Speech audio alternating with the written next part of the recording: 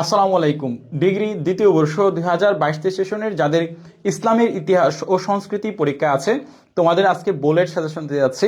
আশা করি আলহামদুলিল্লাহ ইনশাআল্লাহ আজকে এই সাজেশনটা তোমাদের 99% পর্যন্ত কমন পাবে। তো এই সাজেশনটা যারা দেখবা প্রত্যেকেই আমরা ভিডিওটা দেখার মাত্রই তোমরা লাইক বাটন একটু হিট করবা কষ্ট করে, আর একটা ছোট্ট করে থ্যাঙ্কস জানিয়ে যাবা। তাহলে চলো ভিডিওটা শুরু করি। আমরা প্রথমেই তোমাদেরকে ক বিভাগের সাজেশন দিতে যাচ্ছি। তো আমি একটা কথা বলে রাখি, ক বিভাগ থেকে বর্তমানে জাতীয় বিশ্ববিদ্যালয়ের প্রশ্ন একটু হার্ড করতেছে, বিভিন্ন জায়গা থেকে প্রশ্ন করতেছে, অধ্যায় ভিত্তিক কিছু ক বিভাগের প্রশ্ন দেয়। সো এই জন্য আমরা যে প্রশ্নগুলো এখানে আমি টপ মোস্ট ইম্পর্টেন্ট এগুলো আমি একটু দাগিয়ে দিচ্ছি। এছাড়াও তোমরা তোমাদের মতো করে পড়ে যাবা এবং তোমরা আমাদের সাজেশনের সম্পূর্ণ প্রশ্নগুলো একটু চোখ বুলিয়ে যাবা। তো পরে আবার তোমরা পরীক্ষার পরে বলো স্যার এখান থেকে তো কমন আসে না। ক বিভাগের সাজেশন কিন্তু আসলে কমন দেওয়া যায় না, এটা কোয়াইট ইম্পসিবল। তারপর আমরা চেষ্টা করি যেগুলো খুবই ইম্পর্টেন্ট সেগুলো দাগিয়ে দেওয়ার জন্য। তো এই বিষয়টা আমি আগেই ক্লিয়ার করে নিলাম। তারপর দেখো আমরা ক বিভাগের আজকের যে সাবজেক্টের নামটা হচ্ছে কি ভারতে মুসলমানদের যে ইতিহাস। তার মানে ভারতের মুসলিম বিষয়ক যতগুলো প্রশ্ন আছে এই প্রশ্নগুলো কিন্তু বেশি ইম্পর্টেন্ট, এই কথাটা কিন্তু তোমরা খেয়াল রাখবা। আমাদের প্রথম যে প্রশ্নটা দেখো, মুসলিম বিজয়ের পূর্বে সিন্ধু রাজধানী কোথায় ছিল? সেটা হচ্ছে আলুর নগরে এটা রাজধানী ছিল। তারপর দেখো আমাদের পরের প্রশ্ন, তারাইনের দ্বিতীয় যুদ্ধ কত খ্রিস্টাব্দে সংঘটিত হয়? সেটা হচ্ছে 1192 খ্রিস্টাব্দে তারাইনের দ্বিতীয় যুদ্ধ। এটা কিন্তু ভেরি ভেরি ইম্পর্টেন্ট প্রশ্ন একটা। তারপর দেখো শাহনামা কে রচনা করেন? ফেরদৌসী কর্তৃক শাহনামা রচিত হয়, এটা আমরা সবাই জানি। তারপর দেখো কাকে লাখ বক্স বলা হয়? সুলতান কুতুবউদ্দিন আইবেককে লাখ বক্স বলা হয়। তাহলে আরেক প্রশ্ন আরেকবার আসতে পারে বা ঘুরিয়ে দিতে পারে যে কুতুবউদ্দিন আইবেকের আরো একটি নাম রয়েছে কি, সেটাকে বলে লাখ বক্স। তো প্রশ্নটা কিন্তু তোমরা মিস করবে না, ঠিক আছে? এরপরে দেখো আমরা পরবর্তী দেখি এখানে প্রশ্ন আর কি আছে। লোদি বংশের প্রতিষ্ঠাতা কে? লোদি বংশের প্রতিষ্ঠাতা হচ্ছে বাহলুল লোদি। এরপর দেখো চাচানামা গ্রন্থটিতে ভারতের কোন প্রদেশের ইতিহাস বর্ণনা হয়েছে? সেটা হচ্ছে সিন্ধু প্রদেশের ইতিহাস কথা বর্ণনা হয়েছে। এছাড়াও আমরা দেখি নেই এই পৃষ্ঠা থেকে কি কি প্রশ্ন আমার গুরুত্বপূর্ণ। পানিপথের প্রথম যুদ্ধ কোন শাসকের আমলে এবং পানিপথের প্রথম যুদ্ধ কত সালে সংঘটিত হয় এবং দ্বিতীয় যুদ্ধ কত সালে সংঘটিত হয়? এই প্রশ্নটা কিন্তু টপ মোস্ট ইম্পর্টেন্ট প্রশ্ন, সো অবশ্যই গুরুত্ব দিয়ে পড়তে হবে। এরপর দেখো রাজা দাহির কে ছিলেন? মোহাম্মদ বিন কাসিমের সিন্ধু অভিযানকালীন সিন্ধুর রাজা ছিলেন। তারপর দেখো গুরি বংশের প্রতিষ্ঠাতা হচ্ছে মুহাম্মদ গুরি।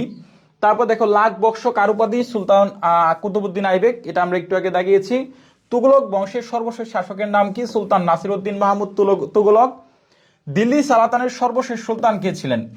লোদি বংশের সর্বশেষ সুলতান ইব্রাহিম লোদি।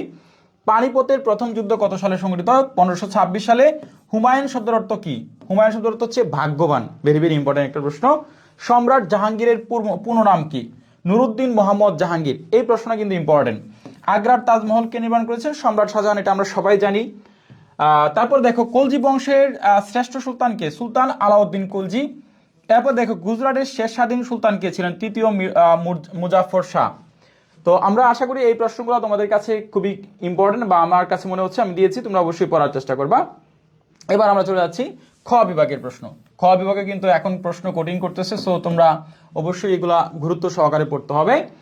প্রথম প্রশ্নটা, মুসলিম বিজয়ের প্রাক্কালে ভারতের সামাজিক অবস্থা অর্থনৈতিক অবস্থা, দুইটা প্রশ্ন কিন্তু আসতে পারে, একটা হচ্ছে সামাজিক এবং একটা হচ্ছে অর্থনৈতিক অবস্থা। তারপর দেখো আল বিরুনি কে ছিলেন এবং 40 চক্র বলতে কি বোঝায়? 40 চক্র বলতে কি বোঝায়? ফিরোজ শাহ তুগলকের পরিচয় দাও, ফিরোজ শাহ তুগলক যে ছিলেন তার পরিচয় দাও। তারপর দেখো দিল্লি সালাতানের পতনের ফিরোজ শাহ তুগলক কতটুকু দায়ী ছিলেন? হ্যাঁ, তোমরা অবশ্যই এটা পড়তে পারো। আর শাহনামার সম্পর্কে একটা টিকা লেখো, শাহনামা সম্পর্কে। আর রাজা গণেশের পতনের কারণগুলো লেখো, এটা পড়তে পারো। ইবনে বতুতার রিহেলা গ্রন্থের সংক্ষিপ্ত আলোচনা করো। দিওয়ানি বন্দেগণ সম্পর্কে লিখো এবং পানিপথের প্রথম যুদ্ধ, পানিপথের প্রথম যুদ্ধ দ্বিতীয় যুদ্ধ দুইটাই কিন্তু মোস্ট ইম্পর্টেন্ট, সো তোমরা দুইটাই অবশ্যই গুরুত্ব দিয়ে পড়ে রাখবা।